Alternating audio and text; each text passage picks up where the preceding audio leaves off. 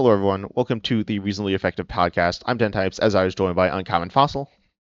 Yeah, glad to be here. And today's a podcast starting off. I'm less certain of how the conversation is going to go than most weeks. So hopefully it turns, that makes it interesting, right? So a Yeah. good thing, we Mhm.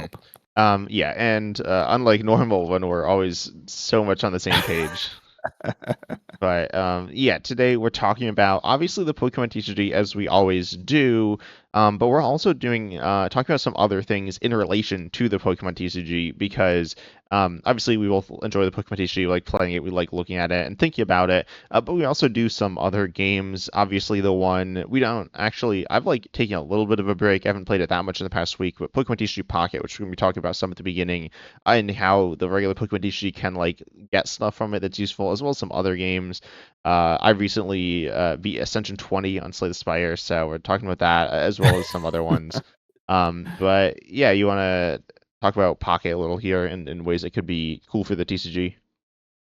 Yeah, so Pocket's obviously a lot of differences. It's a digital only game. Some things which we could consider probably are tough to implement to the TCG. I think some things that we could. The first thing is going to be Pocket is bringing the megas to the game with the next expansion. I don't remember when that's coming out. It's probably not too far out because they dump new sets really fast. So I don't think that TCG needs to have more sets like a brand new set every month like Pocket does. So, but bringing megas, and the megas are going to be 3 points. We'll discuss points versus prizes too, I think, because I think that's an interesting topic too.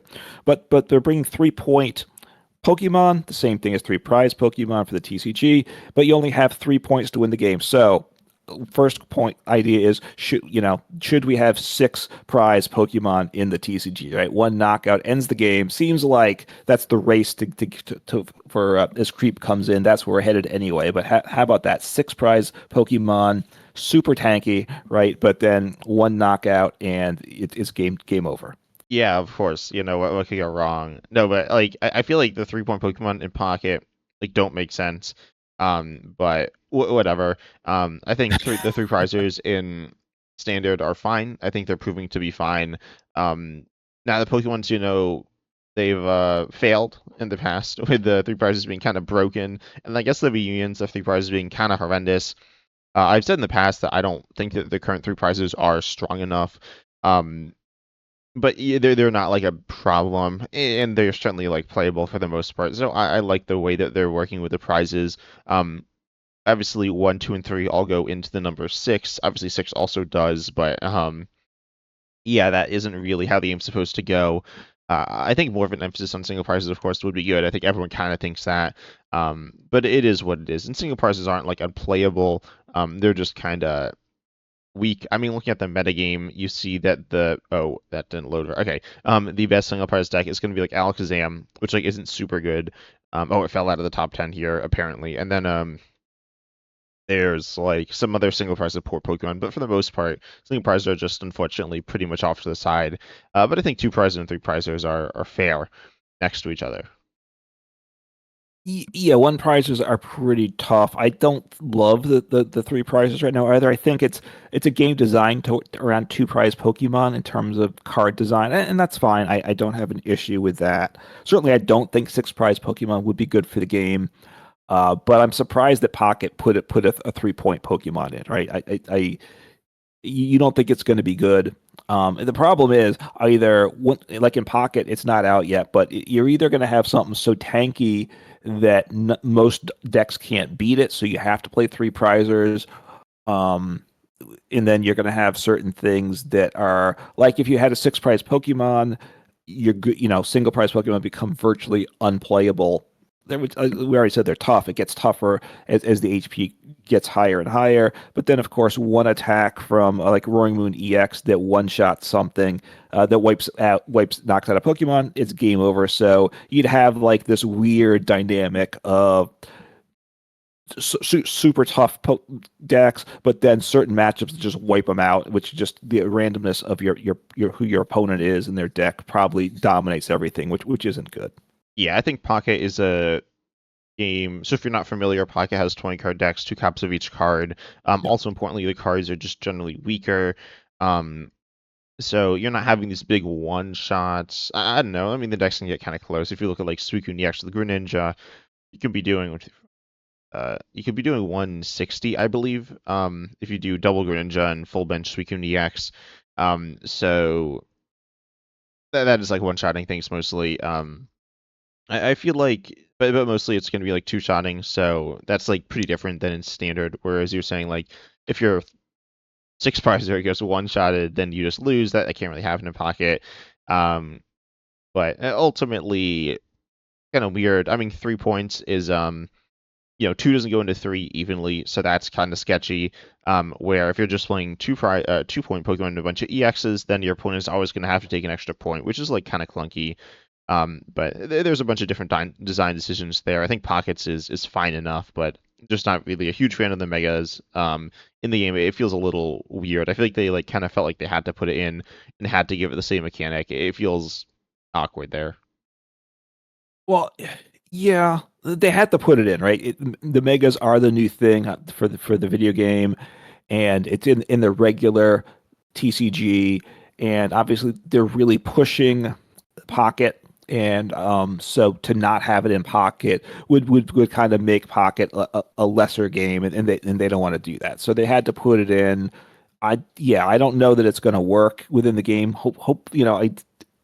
I suspect these megas may be unplayable. Um, or hopefully, ideally that they work, but things makes things interesting. Obviously, it could make things really uninteresting. I hope that's not the case, but time will tell on that. Yeah. And I don't think either of us have been playing too much Pocket like super seriously at the level of like I was playing on against players for a while. Um just kind of interesting there. I haven't been super like loving it. We'll kind of talk about some. Well, I don't know. I mean, it has a lot of randomness in you don't really have search options. We'll talk about what there is there with like Pokeball and stuff, but you have less consistency. It just has a different feel to it, which I'm just, I enjoy the regular TCG. Pocket is different. I'd say it's more of like almost a different format. It is a different game, but it also has like a lot of similarities. It's kind of the same game. It's kind of weird, but yeah, it just definitely has a pretty different feel there. Yeah, I'll be honest. I don't like having to be on my phone. Like building a deck on my phone is something I don't like at all. Um, I'm a little older, so maybe, people that grew up with smartphones are fine with that, with the small screen and dragging stuff around. But sitting at a keyboard with the mouse and the keyboard on the computer to build decks in Pocket is so much better. You can import all that stuff's better. So that's part of the issue with Pocket. I don't find it as I don't like having to only play on the phone. Pocket's never going to change that, you know.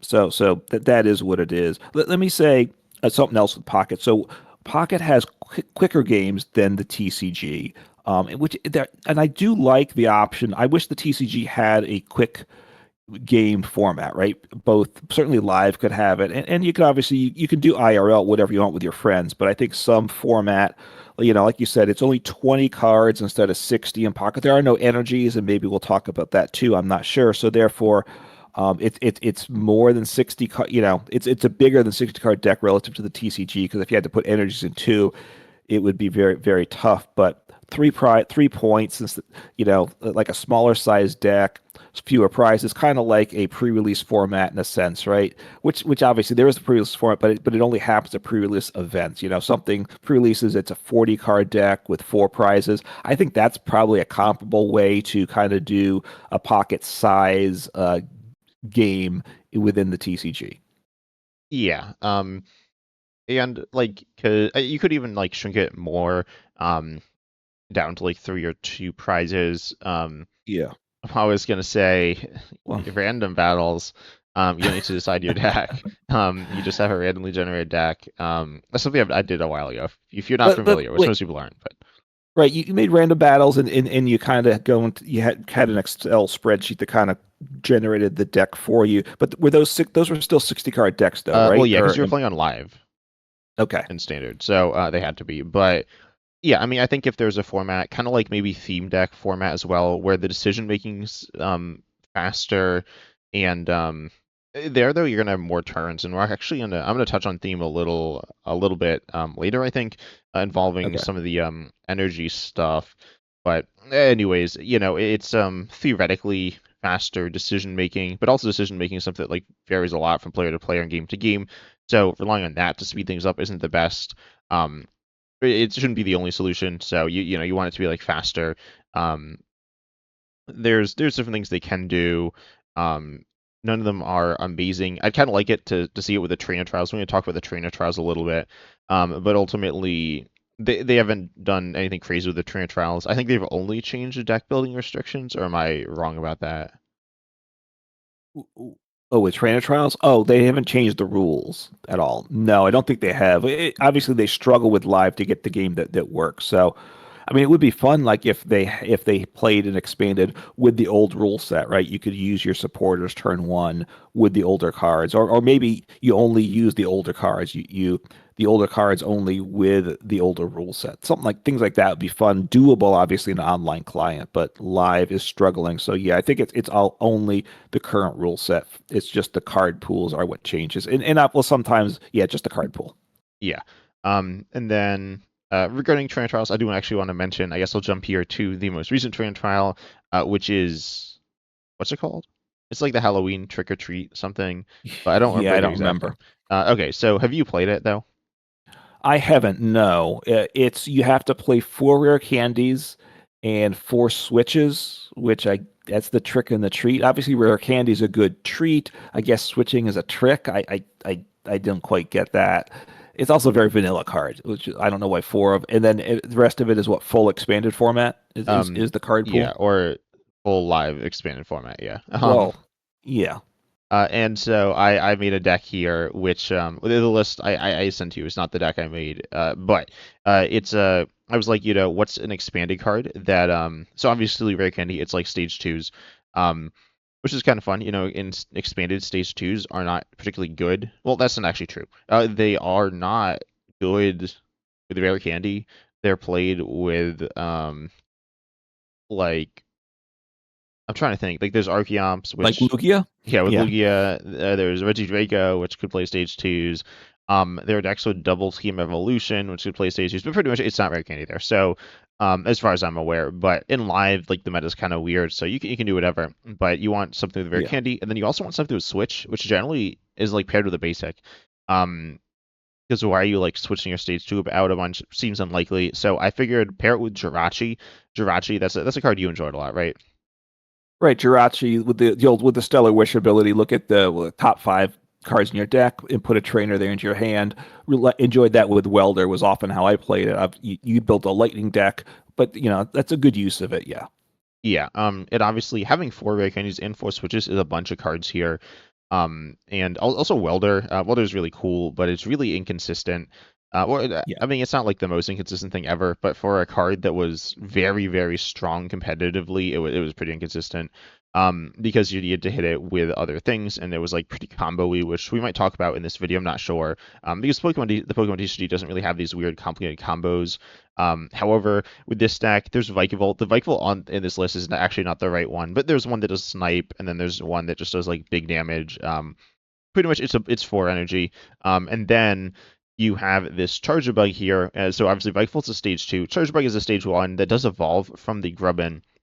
And it has an incredibly unique ability here called Battery, which is once during your turn, you may attach this card from your hand to one of your Vikavolt or Vikavolt GX. It's not Vikavolt GX here, but as a special energy card, and it provides two lightning energy only while it's attached to a Pokemon. This is really unique. We haven't really seen cards like this that are so obviously the main three card types are going to be Pokemon trainers and energy. We have seen some items that become Pokemon. They're not super common, but I mean, we have like maybe a dozen in standard or something like that, with mostly yeah. I'm fossils.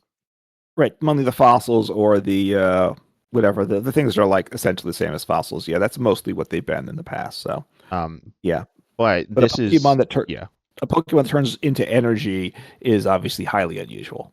yeah. I think we've seen like some electrodes that knock themselves out and accelerate energy. I think some of the older ones attach themselves. If you look at older Pokemon cards, it's really complicated. There's so much weird stuff going on. We're going to talk about some stuff, obviously, from other games here.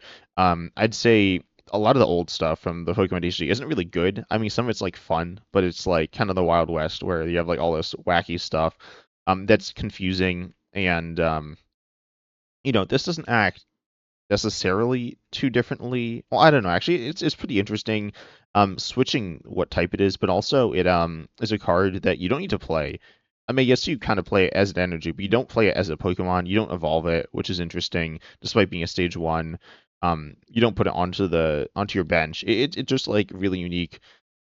And I think it's cool. Did you know about this card? I've heard of it, but I've never played it, and didn't really know what it does. So so you attach it from your hand to a Volt. Okay, so you play it from hand as an energy.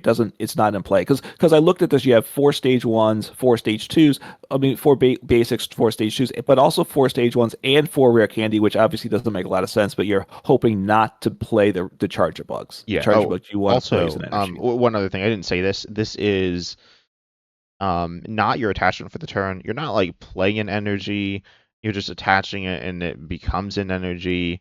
I know there's Holland's whatever. There's the five of them or whatever that say you can attach this. I think yeah, you attach it as an energy. So I believe those are your energy attachment for the turn. This is not. So yeah, you just attach a bunch of these and then you don't use your attachment for the turn, which is cool. Then you can use it for I played some special energies, jet energy and capture A energy, speed which lightning. I Okay. didn't put that in. That could be good. I don't know, but anyways, it's pretty unique here, and also a cool deck if you are wondering what you want to play for the trainer trial if you haven't tried it out, and also another tangent or not tangent, just like another note here that I did find matches quickly, which I was not expecting. Also I like quit pretty early on, I guess my second opponent because I had to take a nap, which then well, it took too long and missed the start of the podcast. So, but we don't need to worry about that. So yeah, Yeah. it is a cool little format. I guess my opponents weren't like I don't know. I mean, it's kind of a weird format, right? But Yeah, in lives, it's very inconsistent what your opponents are. I guess as I've heard you just talking as we've talked about the trainer trial a little bit. I think probably Inteleon, Arceus, because Inteleon is a good stage two, and you obviously the stage ones are good, but having you usually want one or two rare candies. So I don't mind four, and Arceus. I haven't played Arceus V Star in a while, and it's just great. So it just makes it you just have a lot of ways to make your deck happen. So. yeah, it's a Um, little weird. Like you're forcing in Switch. You'd maybe play one normally. That's true. And then again with the rare candies, you might play a few normally, but certainly you're not playing four normally. So it's like you are making these sacrifices. So it's pretty hard to find a deck where you don't need to make sacrifices. Like I think this one Right.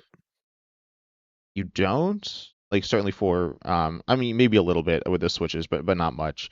But it's like kind of an interesting challenge, but it's just kind of weird and random as well.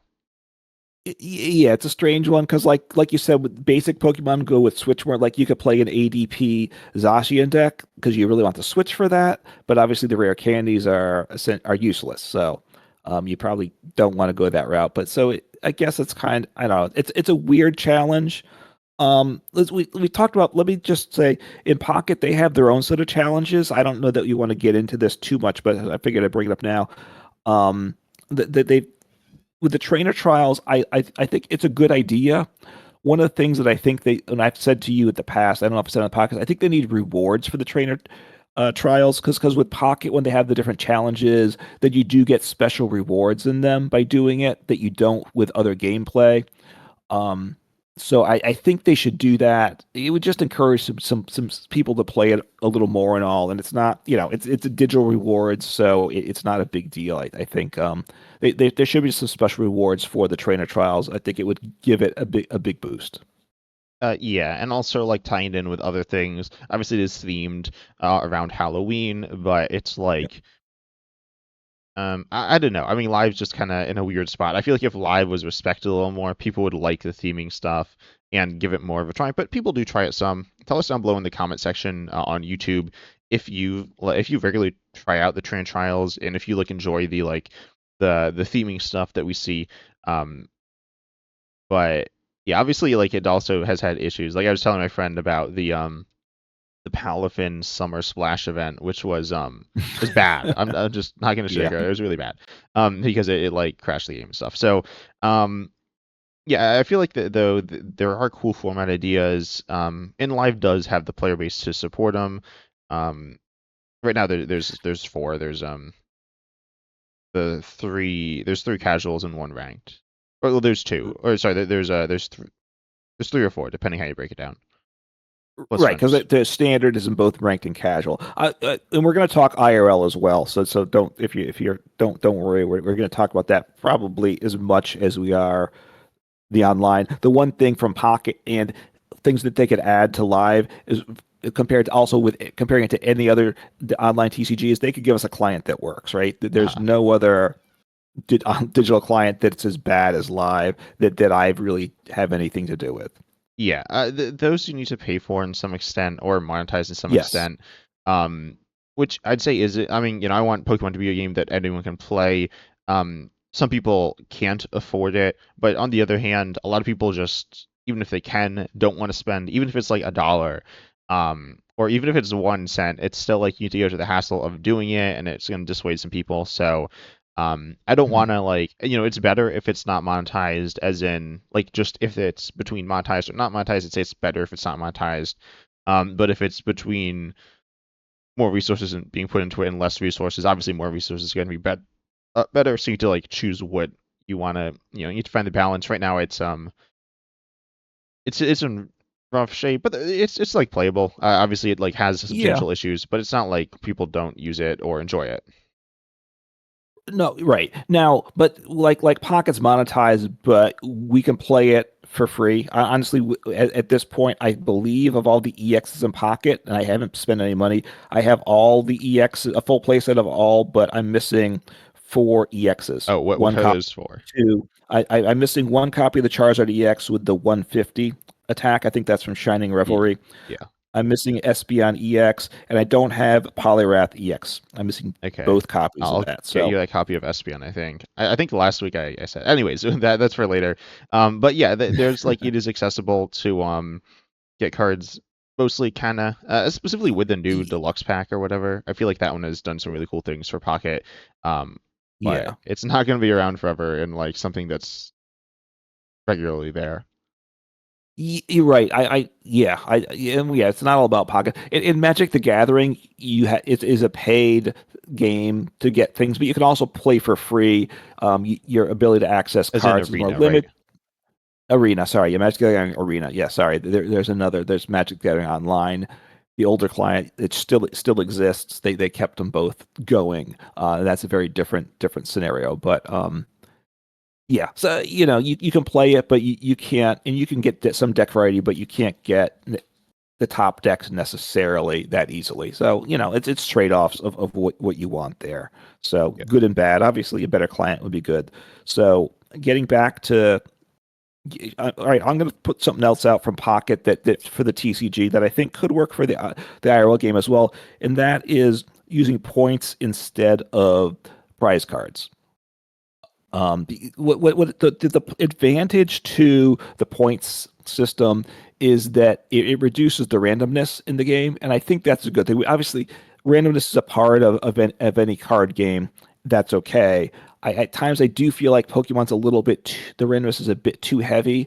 So if you start the game and every game you have all 60 cards available to you, I think that could be a good thing. I think it wouldn't be a bad thing to have a game where instead of prizes you have points, and obviously it's a very simple thing to track, right? Like Magic the Gathering also doesn't have prize cards as such. They have they use a dice, and it's even better for Pokemon because all you need is one six-sided die, and you can count your points that way. So it's certainly very doable. And I think it could be good for the game. That's my opinion. Yeah, so and if you're not familiar, points are like obviously prize cards you lay out six of them at the beginning of the game, and they're cards Yep. from your deck. Points are like the same thing, except they are not cards from your deck. They're just, points are being kept track of. I guess you take like the amount goes up, but anyways. Yeah, so and in Pocky you need a three. Obviously, we're saying you could just have 6 points, and then you'd have all the cards in Right. your deck.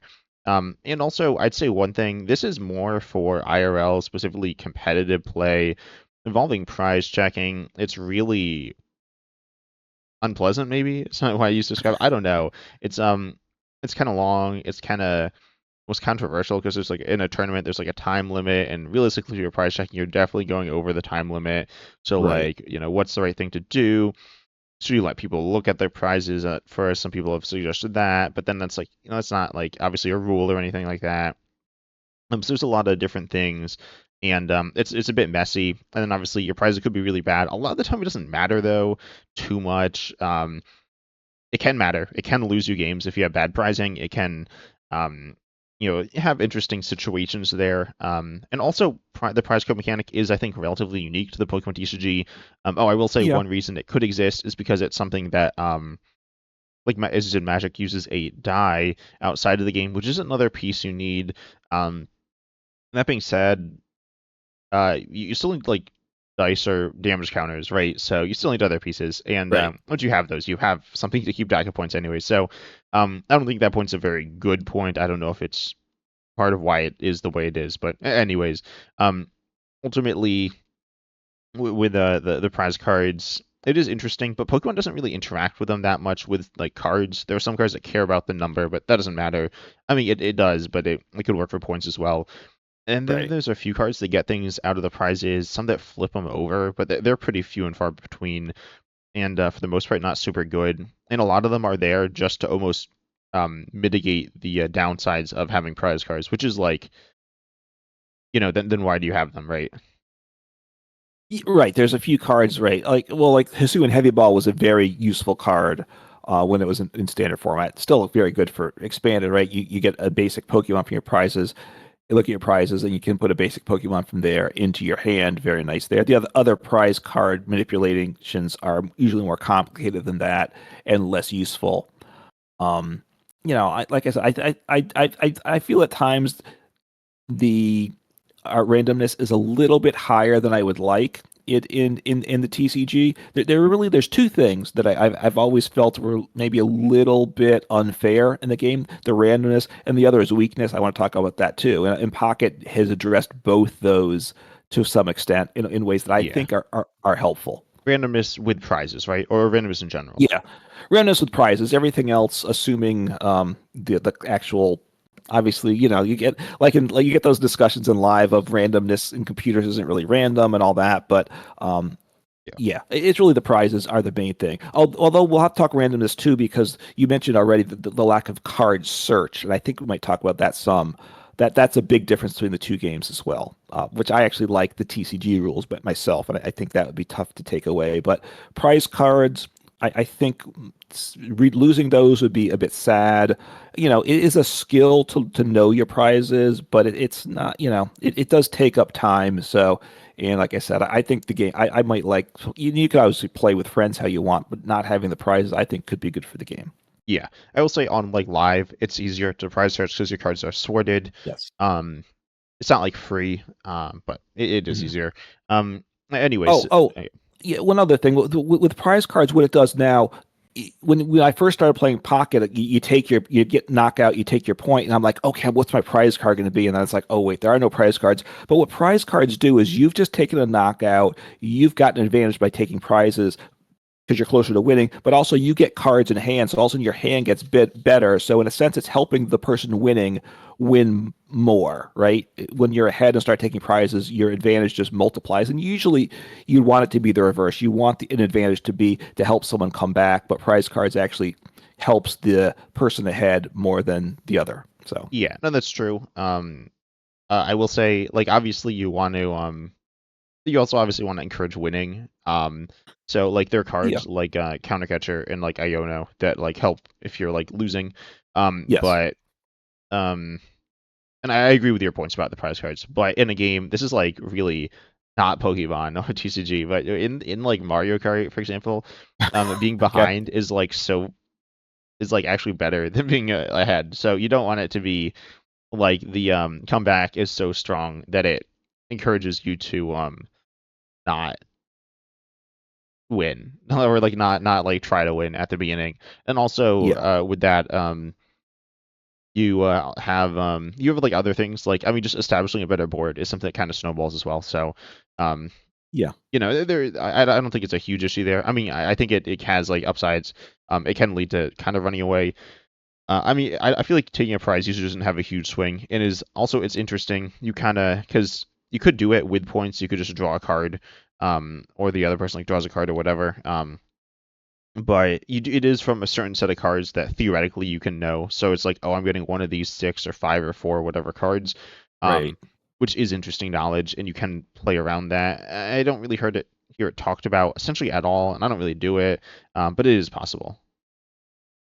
Yeah, it does add a layer of complexity when you know you need one of the last three prize card. There's three prize cards left. You have one knockout, and you have to get one of those cards, or else you're gonna, like you can't win the game. Like I need to get the Pokemon that gets through their wall, or I need that extra energy or something, and I can't make it work. So it trying to maximize things, it adds complexity, but I'm not sure if it's worth it or not. So, but I think we talked. So, what do you want to talk about next? I have a couple things, but you want to Um, introduce yeah, something? I guess I'll mention the one thing you mentioned. We're not going to talk about this much, I don't think, but is weakness. Pocket has weakness of plus 20 instead of times two, which I feel like feels better. Weakness in the regular TCG is I don't know. I don't really like it. I know you really don't like it because it's times two. It makes matchups like almost unwinnable, I guess. But also there's some decks like a lot of if you go from being like a two-shotting deck like maybe Flareon is like kind of a two-shotting deck to like one-shotting like Golden Goat EX, it's like a huge swing. Um Yeah. if you go from one-shotting to one-shotting, then it's not as big of a swing because like obviously it's the same thing, but you're just probably putting in less resources. Like if you're using Goldengo EX against some metal weak Pokemon like Lilith Clefairy EX or something, it's easier, but it's not like you couldn't get it anyways. But anyways, that's like I think a better thing in Pocket, I suppose. Then talking about the energy zone. The energy zone in Pokemon TCG Pocket, if you're not familiar, is where you get your energy. Obviously, they're not in the decks; they need to be somewhere. Each turn, an energy is generated from the energy zone. One big issue I'd say with the energy zone is that dual type decks are like super bad, or more than one type decks. Um, Yeah. but anyways, there are other cards that like get energy magically out of the energy zone, and obviously you can't draw energy, so you have one energy every turn plus any extra you're generating from like other cards. Yeah. But one cool thing is specifically regarding like say theme format or something like that. These more casual formats, which obviously a lot of people are playing. Also, I will mention that um there's a product called might be my first play. It has an energy zone in the physical TCG. It's very different. It's like completely different than the energy zone in Pocket, but um you could like theoretically implement this and it's it allows you to like you're never going to have too many energies or not enough energies, which if you're played theme or if you're like just when you're casually starting out, you're probably going to have too many energies in your decks, too many Pokemon, not enough trainers. So then having a deck with no energies means that your draws are going to be better throughout the course of the game, which is cool for newer players. But obviously, like mechanically, it's pretty different. I feel like energies aren't something that I'm like, oh, this isn't good. Unlike in like I've been playing and seeing some stuff about Magic the Gathering lately, where people really don't like to play a lot of lands because of the um the fact that you do be playing more. So then they're like cutting into your other things. But ultimately, in Pokemon, you can search out your energies, so you don't play that many, and you draw more. Right. Magic, obviously, which has the mana, the lands instead of the energy. In there you reuse them every turn, so you don't attach them to the card. So that's a difference, but I don't know that we want to dive into that. I don't know. You can't just implement that in Pokemon without like really redoing the game. If you had like an energy zone, then you could, it would, arguably now if you have multi-type decks, I don't know how you deal with it.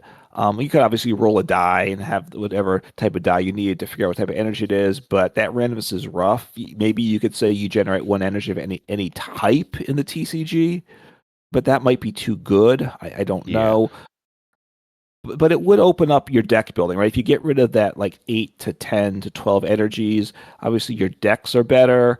Um, Does that make for get a better gameplay? It might. I'm not fully, I'm not certain that I have a real big opinion though that that would be a plus. Yeah, and there's a lot of things that like in the regular TCG that wouldn't work, like Goldengo EX like wouldn't work, Yeah, um, and things like that. So yeah, I'm not saying it's a change that should be made, but I think there are, or I definitely am not saying it's a change that should be made, but there are like yeah.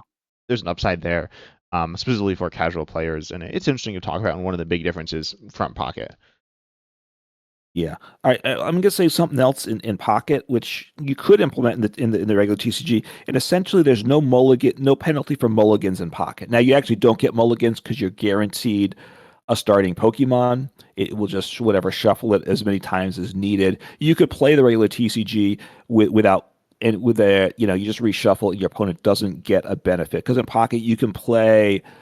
Certainly I played the Palkia EX with just two basics. You could play with one basic. In the regular TCG, if you went with just like a couple basic Pokemon, you're giving your opponent a big advantage on the mulligans. I don't know if that would be a positive thing, but that's a change you could make. You could just your opponent doesn't get any benefit from mulligans. Yeah, I mean, I feel like mulligans in the Pokemon TCG aren't really like again comparing it to like Magic. Magic, you like choose mulligans. It's like a skill. I'd say I guess there might be some Right. similarity to prize checking there. In the Pokemon TCG, there is no skill. You don't make any decisions unless you're doing something weird and wacky, like really weird. Something that I've done on my channel a couple of times, but like it's bad. So ultimately, it's just something that I feel like isn't really too big of a deal, even if you're playing a deck with super low basic counts, unless it's like low just to be low for some like weird reason. Even Iron Thorns EX, or something that plays four basics, isn't like, I mean, you shouldn't mulligan that many times. You can end up with times with a ton of mulligans. Um, but generally it's not good to have decks with Pokemon that low. And that situation is like so powerful and disruptive, and you don't want anything else on your board. But anyways, I feel like it doesn't matter too much. Um, the penalty is honestly it's probably good to stop people from like mulligans are annoying. So Yeah, and it they're wastes difficult. time. And Iron Thorns at Worlds, the judge should have to intervene at one point too, because there's a special way after enough mulligans, then the judge goes through, shuffles up, and then starts pulling off the I think cards in the top of the deck till they get a basic Pokemon, and then I don't remember they shuffle up and after that for the prizes in the hand. I forget, but there's some rules so that you can't sit there for like a half hour shuffling up in that case. So with some mulligans, we don't want to encourage mulligans and shuffling. So it's a fair system. I would think so. Yeah. What else do you have? Uh, Anything else pocket related you want to no, I jump don't into? think so. I'm trying to Okay, think.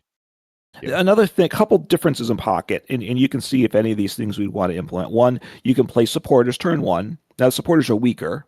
You used to be able to use supporters turn one in the TCG, right? So they changed that rule. They could roll that back. You also can attack turn one. You could make it now. You don't have energy. You can't attach energy turn one. That's its own thing, right? Which is kind of connected. You could make the TCG where you can't attach energy, but you have a free energy attacker or something that accelerates energy. You could attack, right? Which is in pocket, and that maybe that's the way to go.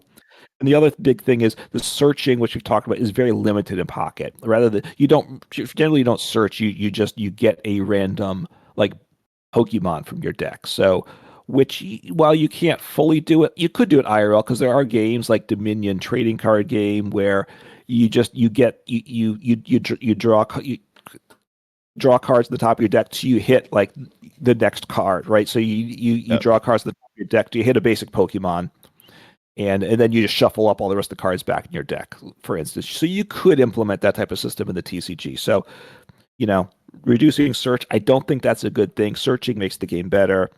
But the idea, what about attacking turn one? So it would probably combine with not attaching energy turn one. Would it be good to bring back supporters turn one? I think supporters turn one is all right. I think going first versus second right now feels pretty fair. Um, Yeah. so I like that. I think pocket it doesn't. You usually want to go second to get the first attachment, unless you somehow hit a turn one Yeah. attack that's really good, which is like really inconsistent. The supporters in terms of draw, like they don't do that much. Like there's one draw supporter. Um, I guess there's technically more, but Yeah. not really. So, pretty much it's pretty straightforward there. I don't really. I think it's done well in the TCG. I think Pocket's turn one rules are kind of weird. Obviously the turn one attacking thing I think would be pretty bad if you could like accelerate energy because you just like electric generator to your Rhydon and just like win. Even if you don't, it's gonna be like super good. So Yeah, attacking turn one probably would not be good in the TCG, even if you couldn't attach, because there's probably going to be other ways to make it happen. And the supporters in Pocket are much worse, right? Professor's Research gets you two cards, which is not that not that great. It's useful. It's a you play two copies in every deck, but it's not. It is very, the supporters in Pocket are just basically like a slightly improved item is what they've done, which kind of makes it work for Pocket, but probably not good for the TCG. yeah. And then also regarding the searching thing though, there is the item random receiver in the Pokemon TCG, which not in standard, but in expanded, you like reveal cards from the top of your deck until you reveal a supporter. You put into your hand, shuffle the other cards back into your deck, which is pretty cool. I think there might be one like this for Pokemon, but I don't remember. Um, which is like kind of fun. It can be cool. Obviously, it's like comparing it to like say Pokegear, it's useful if you're playing like you mentioned welder earlier, you could be playing four welders. Yeah. And then you are going to struggle to hit your welders, so playing this is just going to be like four more welders in terms of finding them. So that's like kind of cool. If you look at like Pocket or like other TCGs or games in general, they generally don't have too much search. I think that makes Pokemon pretty unique. So then search cards Yeah. become really special. Um, which in the TCG they're not, which I like. I mean, you said you like. I think it's searching is like fun. You get to do what you want. You get to actually set up. You get to draw. You get to search. Those are two different things that work together to create a really fun experience. Which a lot of newer players like don't really have as much because if you look at like the products, I mean, some of them are good. A lot of them don't have super powerful trainers. So it's like that's kind of like the last thing introduced to players. But it is important, and I think it makes the game really fun. Yeah, search cards. I think it is pretty unique to Pokemon, so that's a good thing about it. I definitely would like to keep it, and it helps you set up and get going. And setting up and getting going in games is pretty much always a good thing, right? Games where neither person gets sets up, we don't want more of that. So things that make the game less consistent is not a direction I'd want to see happening. Yeah, and that's also why like you don't see combos that are like you automatically win in Pokemon TCG. Like that's why they banned Force of Vitality and like half of the bans they're almost instant Yeah, wins and they're really easy to find. Or I don't know if like the Force of Vitality one's that easy to find. Um but it's like a lot of different pieces, but it's still relatively doable. So, that's why these things just aren't in the game. Pokemon really strays away from that. yeah, no, no, definitely true, definitely true. So in terms of other games, one thing I want to talk about is in some of these other games, like I think you mentioned Slay the Spire, I think Yeah. which you've been playing. I played a little bit, and with that, it's a deck building game where you go on it's a combat. You're battling like a monster with your cards. So to do damage, you can block things like that. And as you go on from battle to battle, you add cards to your deck. So you're upgrading your deck both in terms of cards, and then you also upgrade your cards at times. There are things that allow you to like your attacks might do more damage, your blocks block more, things like that. So you can upgrade your cards over the course of the game, which is I kind of it's fun. I do like that, and I would say in Pokemon we have upgrades in the evolutions, right? Because those Pokemon are in play. The evolutions are essentially upgrades to the Pokemon. But the other types of cards, particularly trainers, you can't upgrade, and some type of mechanic like that. It's tough to do IRL. I will say that. You certainly could do it digitally, though. It's kind of fun with these games with the upgrading because it's another decision making as the game goes on. Yeah, so and I've been actually playing this latest for a board game as well, which is like the video game. It's actually very similar. And of course there's Okay. upgrading, and so if you have a card, you upgrade it. It's on the back of the card. So you take it out of the sleeve, you put it back. And Magic the Gathering actually also has double-sided cards. They're kind of weird because like Pokemon TCG and most card games are generally played in sleeves. Um, Yeah. but they don't have to be, right? Like, I suppose in a tournament, I don't believe like you're not required to have sleeves, I guess. You probably should. But you don't need to Yeah. obviously like just playing with your friends and stuff. You don't need sleeves. But if it's a like, if you have a marked card, it's like, if it's with your friends or whatever. But if it's a card with literally it says exactly what it is on the back of the card, that's a bigger issue there. So I Yeah. believe they have these like other cards that you use as like a placeholder. You pull out the double side card when you need it or something. A little complicated. Also cards that have like two things on them, which like two different effects, which you actually do see with those double side stadiums.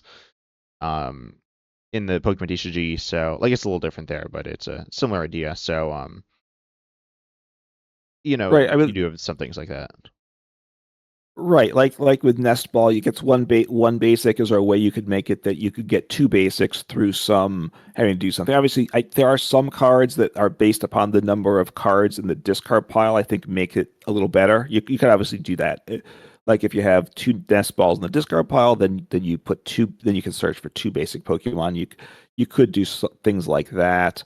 Obviously, for digital games, then they just put a marker like they just say +1 on the card or something like that to mark it. But to do that IRL, I think would be very tough. So I don't know how you do it. Like I said, the Pokemon, in a sense, is that with the evolution, but the Pokemon stay in play.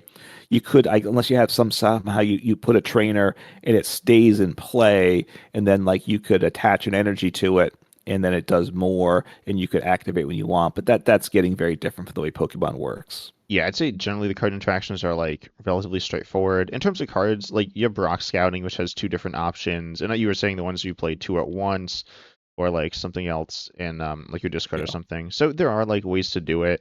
Um, I think there's a lot of room for creativity within Pokemon that it hasn't been explored too much. There's also like Grant, a supporter that does something interesting in your discard.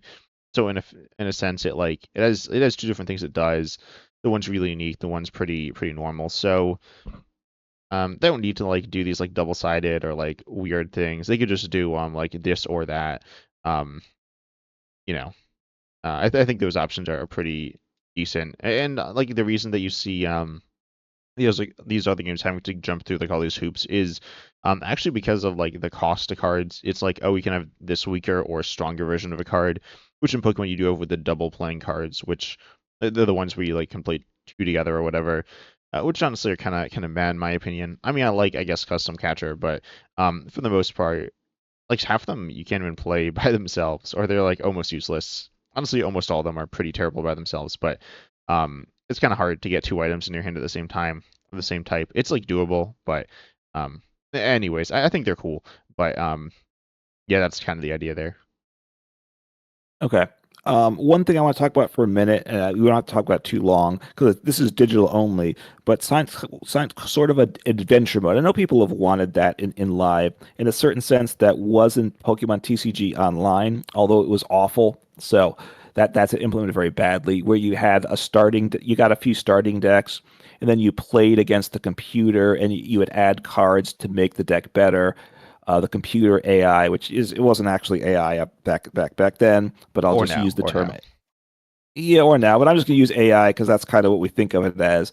Was awful. Like if it had like a draw two attack, it would just draw two every time until it decked itself out and stuff. So it was beyond terrible. Um, but it was but like Slay the Spire, as you go through, as you progress through, you keep adding cards to your deck, which is fun. We both played the game Balatro, if you're familiar with that, which is a card playing game. It's not a battling game, but as you go through, there's vouchers and things like that you unlock as you play through the game, which is fun, right? I mean, because part of Pokemon is about collecting. And while it's live, we have really great access to the cards, which is good, but it makes the collecting part kind of not that interesting, right? You get the cards in a sense too easily. I hate to say it, but part of the fun of playing Slay the Spire, playing Balatro, is you're getting these cards, and it's part of the fun of the game. With the digital version of Pokemon, I think it could be done to implement some of that deck building aspect and card collecting within the game. With it, unfortunately, they've really missed with live. Yeah, I'd say that with these games, obviously you're like building your deck as you go along. There are some long-term Yes. unlockables, but not that many. Um, and so ultimately you see that like like you're not gonna be changing because like in these games you're also changing it like kind of as you play essentially, which you can't do Yeah. in. I mean, you can like thin your deck, but you're not like thinning your deck to make it like super good because you want to be playing the good cards. So there was some deck thinning stuff there, but ultimately if there's some way to like upgrade the cards like as we're kind of talking about like in your deck or like add cards to your deck, which like some like I think Magic the Gathering does have some ways to get cards outside of the game into your deck. Or one thing I've been looking at a bunch of different games, a lot of them have you taking cards from your opponent. The big issue is you might accidentally literally take their cards like permanently because uh, you forget to give them back because like we've seen cards like that in Pokemon. We've seen like a few. Yeah. We've seen once you give to your opponent, which like get never returned or something. But I feel like there's like things like that where you have really unique situations, but then they can be like kind of complicated and problematic. Yeah, I mean IRL definitely. Now you could have it wouldn't be in live, but you could have like a standalone Pokemon game. You pay whatever $10, $20 for, which is kind of what like Slay the Spire, Bellatra type things are. And I'm sure there's a better way to do it, but like you have to win a series of 20 games. You choose one of 8 starter decks, right, or 10 of the different types. And as you go from game to game, you unlock cards, making the deck better. Your opponent's decks, the AI is playing it better, something like that. I think has appeal. And if it had a thing where as you cycle through over the long term, you spend 6 months or something playing the game to unlock a complete collection of cards. There's appeal for that. I think it would fit with the whole gotta catch 'em all idea behind Pokemon. Yeah, and yeah, I was kind of considering trying to make like a Pokemon TCG roguelike video or something like that because obviously Blatchford and those Spire those types of games and like board games where you're deck building throughout the game, you start from the bottom Yeah. are kind of like that as well. But I feel like obviously it's different there. It works with like a video game. That's how like as you said, the God Catch 'Em All, like the actual video game thing. It has that Right. aspect to it, which again the collecting does have that aspect, but you don't get that really online and in person. Like I mean, I don't know. I play with proxies because I want to be able to play with whatever. Um, but yeah, I mean the collecting, I kind of get it. Not as much as other people, but it can be fun, and I lose out on it. Yeah, I mean, in terms of physical card games, like there's a Dominion card game that we play. It's not a collectible card game as such because you have like a set of cards that you have your 2 to 4 people sit down with the same set of cards. Everyone starts with the same hand. Then everyone's building their deck as the game goes on from a set of cards, which is fun. But I don't see that as very implementable within the Pokemon TCG. I guess the closer thing would be these alternate formats. Like, I mean, you mentioned pre-release, but then there's also like a draft, like a cube draft or something. Yeah, In these formats, if you count it all as one thing, which it's not really, it's like you draft and then you play. But if you say it's all like the same thing, then in that situation, um, you're building your deck each time. So if there's a format where you had to like maybe if it was 20 cards, you kind of threw together a deck on the spot. Or maybe you pick like a few evolution lines, it gives you those and gives you some like certain set of trainers. Um, and then maybe you like play a few games, again, going back to that like adventure mode style thing. That could be cool in something like live, which is like kind of doable. I mean, theoretically should be doable. Which people were like kind of asking as well for like a single player mode. Um, yeah. yeah. Oh, there's definitely demand for a single player mode. I would think at that point they would definitely want to monetize it, and it might be, live is intended to be a place that people can play test for tournaments. I think that's how they see it, but they could, Pockets, obviously a standalone thing. They could have some type of a offshoot of the TCG. In terms of like the drafting in Magic the Gathering Arena, their online client, they have drafts again where you either draft against the computer initially, or you draft against players, and then you build a deck, and then you play against people until you get, I think, 7 wins or 3 losses with it, and which is fun. So things like that, being able to do online is nice. Now, Magic is a big. Also, people do more IRL events where they draft, right? You go to a store and you get some drafting. That's more common. Pokemon pre-releases is really kind of the only thing. I don't think draft style play is big in the Pokemon TCG for whatever reason. Yeah, I think it. might be done in Japan. I'm not super familiar. I don't think it's that common. It's something that, cube drafting is actually a cool thing. I'd highly recommend checking it out. I think I've made some videos on it. We might have talked about it together. I don't remember. It's a relatively small thing that people do Yeah. in terms of like community wise, but it's really cool. Everyone I've done it with has really enjoyed it. So from any skill level, honestly, this isn't like a self promotion thing. It's actually really cool. It does take a lot of time. That's the issue. But outside of that, it's really cool. But anyways, Yeah. I feel like there's a lot of cool mechanics from other games. I'm trying to think of like if there's anything specifically I was thinking through. But like for example, Magic the Gathering or a lot of other games, you have all these like keywords that kind of break the game down into these different like pieces, but they're really complicated. Or they're not super Yes. complicated, but they're kind of hard to remember. The Pokemon issue doesn't really have that, which I think is nice.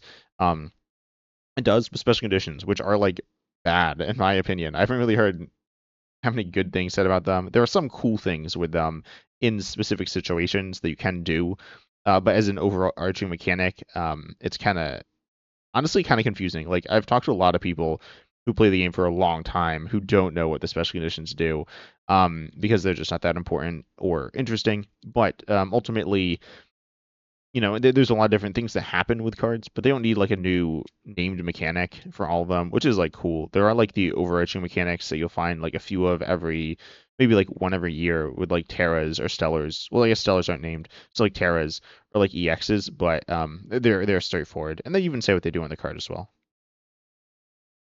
Right. I mean, I have this document for Magic the Gathering where someone put together a list of all the mechanics and it's 26 pages. And we don't need that. And that's like gives like maybe 3 bullet points per each mechanic. So it's not so there's like what 6 mechanics per page. So it's an absurd amount of mechanics in Magic. Because they're constantly adding brand new mechanics. And the mechanics there are very much more complicated. I mean, in Pokemon, they make the new EXs with lowercase EX instead of uppercase, and it's a new mechanic, which to me is not really a mechanic, right? But like the V unions, that was a new mechanic to me. It functioned differently. It was a bad mechanic, but at least it functioned differently. Um, things like the V Pokemon, it was just, it's not really a mechanic per se. Like the V Star Power, I think I to me that's a mechanic because it does something different. Just having a different name on it isn't really a mechanic, but that's kind of what it is in the Pokemon TCG. Yeah, but there's cards that like work different mechanically differently. We talked about like Grant Some, and like yeah, Charge Bug and stuff.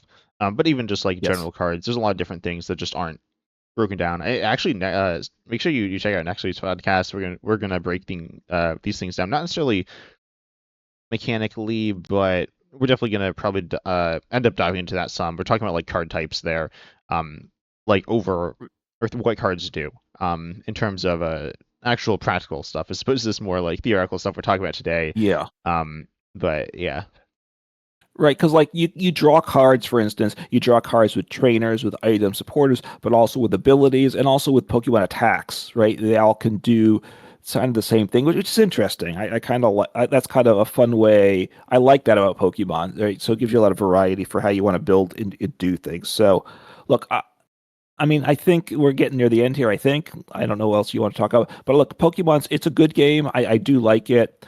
It's unique, it's different, which we want to see, and on all it's pretty good. There's not a lot of changes. I would the idea of prizes versus points versus prizes. I think that's the one that I think actually could be positive for the game. Let us know in the comments for our YouTube pages what you think about that. Do you think prize cards is important for the game? Or not. Certainly, a version of like a simplified version of Pokemon. Maybe I would like that, either less cards, or maybe if you had it where you didn't search the deck because that takes time too. But you'd need different card design for that, so that probably wouldn't work. But just something with a smaller than 60 card deck, maybe the 40 card deck or something, just so you can for quicker games being something that's more commonly played as well would be nice. But Pokemon different than other games, but that's part of what why we like it too.